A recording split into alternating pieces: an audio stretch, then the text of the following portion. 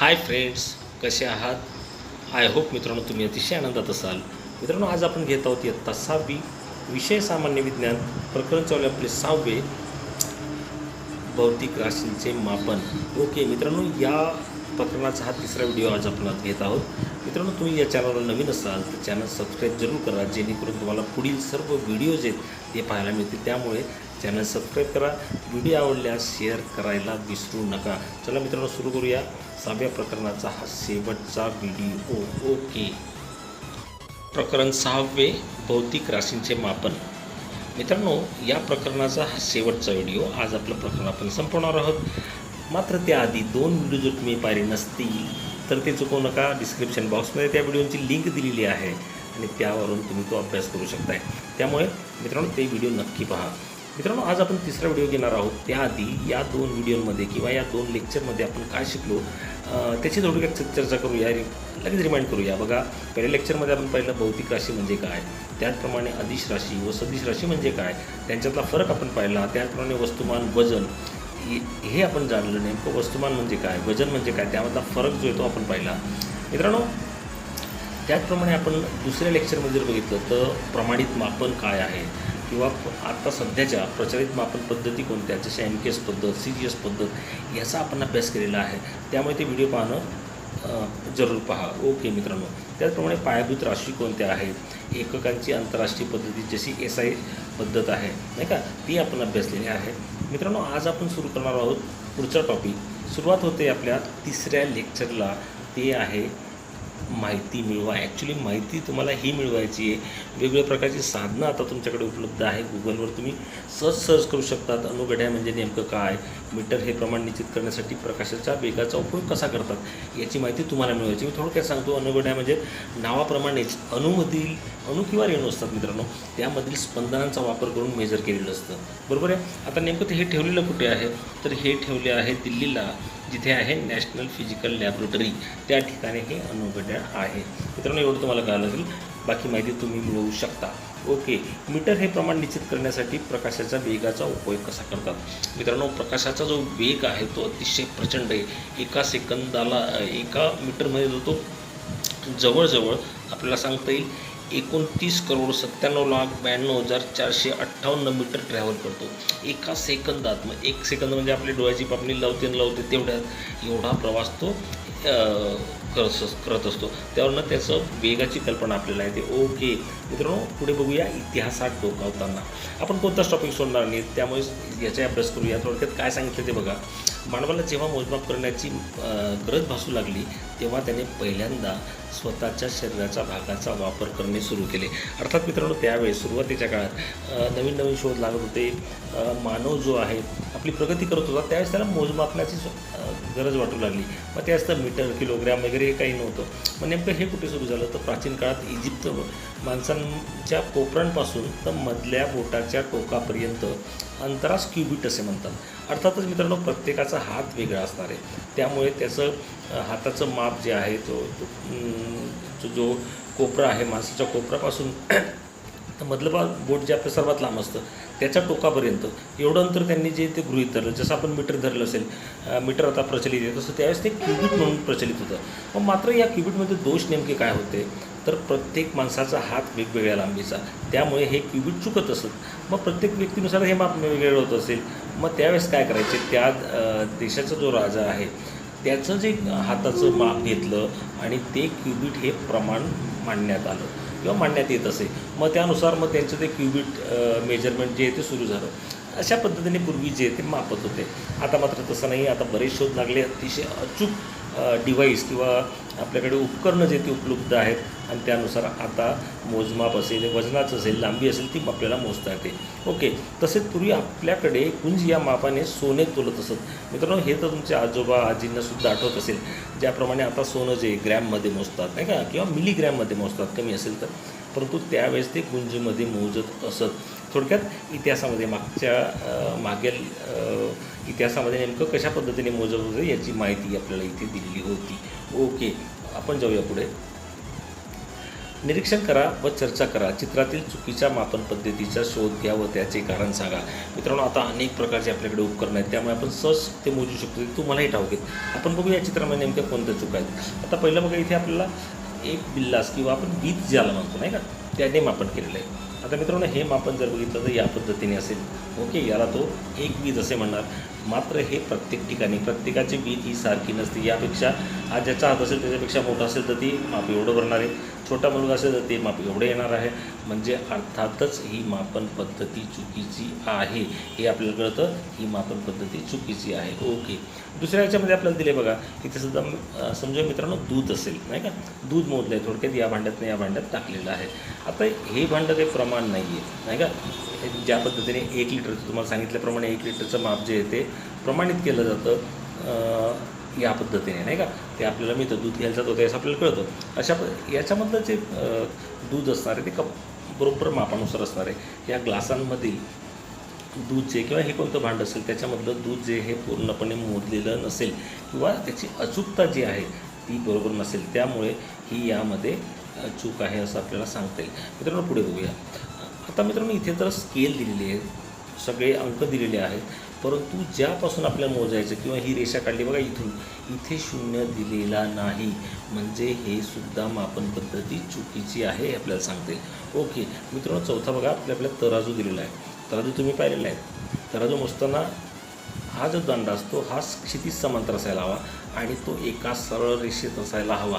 त्याचप्रमाणे इथे जो असतो तो काटा असतो बघा, तो तुम्ही पाहिला असेल, तो इथे नाही आहे. म्हणजे हा तराजूसुद्धा चुकीचा आहे किंवा ही मापन पद्धतीसुद्धा चुकीची आहे असं आपल्याला सांगता येईल. मित्रांनो, थोडक्यात निरीक्षण करायचं होतं, आपण ते निरीक्षण केलं, ते तुमचं ते लक्षात आलं असेल. चला पुढे जाऊया. ओके, अचूक मापनाचे महत्त्व काय. मापन किती अचूक असावे हे मापन कशासाठी होणार आहे यावर ते ठरते. त्याचप्रमाणे योग्य त्या साधनांचा वापर मापनासाठी करावा लागतो. आता मित्रांनो, मौल्यवान वस्तू असतील नाही का, तर समजा तुम्ही भाजीपाला घ्यायला गेलात, तर भाजीपाला घेताना 250 ग्रॅम भाजीपाला घ्यायचा असेल, पाव किलो घ्यायचा असेल, तर त्यावेळेस तो एवढं अचूक बघत नाही. 250चं 260 270 असं ते होऊ देतो. मात्र तेच जर तुम्ही सोनं घ्यायला गेला तर मात्र ते मिलीग्रॅम काय अर्धा मिलीग्रॅमचा सुद्धा हिशोब ठेवावा लागतो. कारण काय, आपण काय घेतो आहे त्यावरून सुद्धा आपल्याला त्या मापनाची जी गरज आहे किंवा ते जे मापने अचूक व्हायला हवं हे लक्षात येतं. विशेष महत्त्वाचे आहे किंवा अल्प प्रमाणात वापरल्या जाणाऱ्या पदार्थांचे मोजमाप नेहमीच अधिक काटेकोरपणे केले जाते आणि अचूक केले जाते, हे तुमच्या लक्षात आलं असेल. ओके, ॲक्च्युली सगळेच मापन जे ते व्यवस्थित किंवा काटेकोरपणे मोजली गेली पाहिजे. चला मित्रांनो, पुढे बघूया. तंत्रज्ञानाच्या प्रगतीमुळे अंतर, त्यामुळे वस्तुमान, काळ, तापमान इत्यादी राशींची सूक्ष्म मापने अचूकपणे करणारी साधने आता उपलब्ध आहेत. मित्रांनो, आता हेच आपल्याला दिले बघा अंतर नाही का. अंतर मोजण्यासाठी सुद्धा किलोमीटर, मीटर याचा वापर केला जातो आणि ते अतिशय अचूक असतात.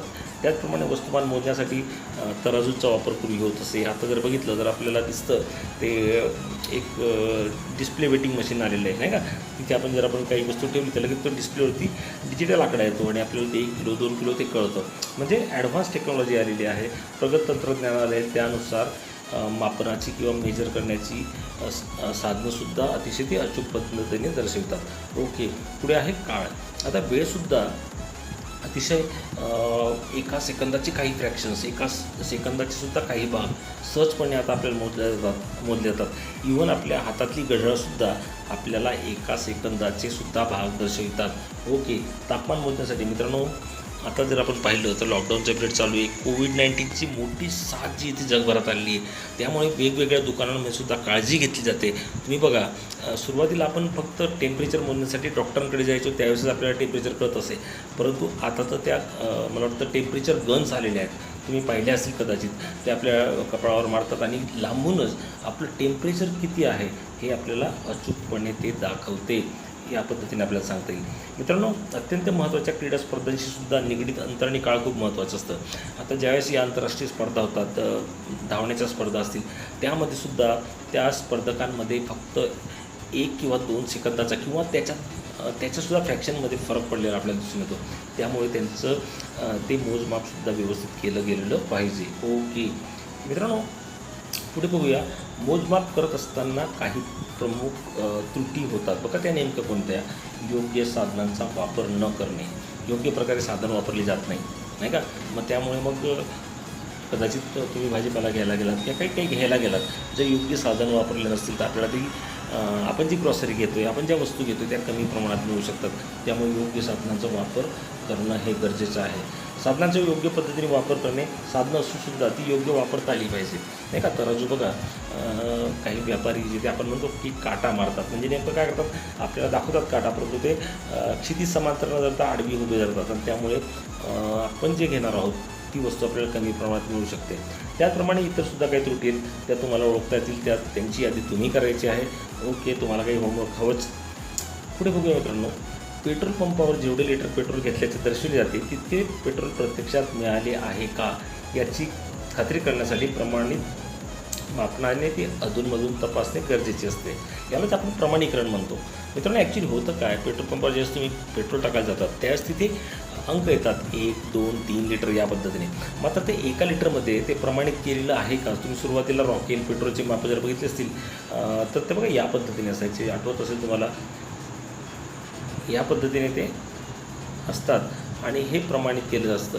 आता हे माप जे आहे प्रमाणित केलेलं माप आणि त्यांनी पेट्रोल पंपावर मिळालेलं पेट्रोल हे याच्याशी आपण जर कम्पेअर केली 1 लिटर, तर ते बरोबर जर भरलं तर ते समजावं की ते 1 लिटर आहे. शक्यतोवर आपल्याकडे आपल्या गव्हर्नमेंटची किंवा आपल्या सरकारचीच अशा संस्था आहेत की त्यांच्याकडनं पेट्रोल पंप असो, दुकानदार असो, त्यांनी हे प्रमाणित करून घेतलेलं असतं. मात्र आपण सावध राहणं गरजेचं असतं, जेणेकरून आपली फसवणूक होऊ नये. ओके मित्रांनो, पुढे वळूया. किराणा दुकान, भाजी मंडई मध्ये भाजी विकत घेताना तुम्ही ही काळजीपूर्वक पहा व तुमच्या पालकांनाही सांगा. मित्रांनो, आपण विज्ञान शिकतोय, फक्त आपल्याला वाचायचं नाही, त्याचं ॲप्लिकेशन्स, त्याचं उपयोगसुद्धा आपल्याला आपल्या जीवनात बांधवायचं आहे. त्यामुळे जर तुम्ही हे जे आज शिकला आहात भौतिक राशींचे मापन, त्यावेळेस ते तुम्ही लक्षात ठेवणं गरजेचं आहे. नेमकं काय करायला हवं, तर तराजूवर वजनमाप विभागाचा प्रमाणित छाप आहे का? प्रत्येक तराजूवरती जो आपलं वजनमाप विभाग आहे आपल्या देशाचा, आपल्या राज्याचा, आपल्या जिल्ह्याचा, त्यांचा तो छाप असतो, तो आहे का? जेणेकरून कोणत्याही प्रकारची गडबड त्याच्यामध्ये नसेल, योग्य ती वस्तू योग्य त्या ग्राहकाला मिळेल. ओके, तराजू स्थिर आहे का? तराजूचा काटा सरळ आहे का? तुम्हाला सांगितल्याप्रमाणे तराजू हे खूप जुने झालेले आहेत आता, परंतु ते जुने तराजू जरी असतील तरी त्यांचं मोजमाप जे ते व्यवस्थित होतं आहे का, ते क्षितिज समांतर त्या तो काटा सरळ आहे का किंवा तो तराजू स्थिर आहे का हे बघणं गरजेचं असतं. माप धातूचेच आहे का? तराजू कसा धरला याच्यावर लक्ष ठेवले पाहिजे. मित्रांनो, बऱ्याचदा आपण असं करतो की कमी माप मिळत नाही, मग त्या दुकानदार जे त्या मापाचा दगड वगैरे ठेवतात नाही का, ती अतिशय चुकीची पद्धती, त्याच्यावर तुमचं लक्ष असलं पाहिजे. तराजूच्या पारड्याची खालची बाजू कशी आहे? आता काही वेळेस काही चालाक व्यापारी जे असतात ते तराजूच्या खाली, तुम्ही सिनेमा वगैरेमध्ये पाहिलं असेल नाही का, मॅग्नेट वगैरे लावतात, चुंबक लावतात, जेणेकरून ती वस्तू जी ती कमी जाईल. अशा प्रकारचे लक्ष आपण ठेवणं गरजेचं आहे. ओके मित्रांनो, पुढे बघूया. कोण काय करते? थोडक्यात ग्राहकांची वजनमापनमध्ये फसवणूक होऊ नये यासाठी हे अतिशय महत्त्वाचे. शासनाच्या अन्न नागरी पुरवठा व ग्राहक संरक्षण विभागात वजनमाप उपविभाग कार्यरत आहे. वजनमापाचे एक सेपरेट डिपार्टमेंटच आहे, ते उपविभागच आहे, तो जे हे लक्ष ठेवत असतो आणि वेगवेगळ्या वेळेस तो जाऊन तिथल्या ऑफिसर्स जे आहेत, अधिकारी जे आहेत, हे चेकिंगसुद्धा करत असतात. ते तराजू योग्य आहे का, ती मापे योग्य आहेत का, हे त्यांचंच काम असतं. जर समजा असं काहीतरी त्यांच्यामध्ये चुकीचं आढळलं तर त्यांचे दुकानांचे किंवा जे काही असतील वापरत असतील चुकीची साधनं, त्यांची लायसन्ससुद्धा ते जप्त करू शकतात, म्हणजे परवानेसुद्धा त्यांचे जप्त होऊ शकतात. ओके मित्रांनो, यामध्ये बघा आपल्याला काय दिलेलं आहे ते बघूया जरा. धरणामध्ये किती पाणी साठत आहे, किती पाणी धरणातून सोडलेत. आपण आता पावसाळ्यात चालू आहे, पावसाळ्यामध्ये अशा बातम्या आपण नेहमी ऐकतो, या ठिकाणी एवढा पाऊस पडला, तिकडची धरणं खूप भरली, त्यामुळे त्या धरणामधून 1 TMC, 2 TMC, 4 TMC एवढं पाणी सोडलं आहे. आता मित्रांनो, TMC हे आपल्या रोजच्या वापरातलं एकक नाही, त्यामुळे आपल्याला त्याची कल्पना नसते, परंतु त्याची माहिती आपल्याला जाणून घेणं आवश्यक आहे. आता 1 TMC पाणी म्हणजे नेमकं किती, तर जवळजवळ 1 अब्ज घनफूट पाणी होय, एवढं मोठं पाणी असतं बघा 1 TMC म्हणजे. आणि 1 घनफूट माहिती आपल्याला, 1 घनफूट म्हणजे किती, 28.317 लिटर. तर 28.317 गुणिले 1 अब्ज एवढं जर केलं तर एवढं एक पाणी जे एका TMC मध्ये असते. याच्यावरून आपल्याला त्याच्या भव्यता जी किती प्रचंड पाणी असतं हे आपल्याला कल्पना येते. ओके मित्रांनो, इथे दिलं आहे बघा 1 TMC म्हणजे नेमकं किती लिटर पाणी.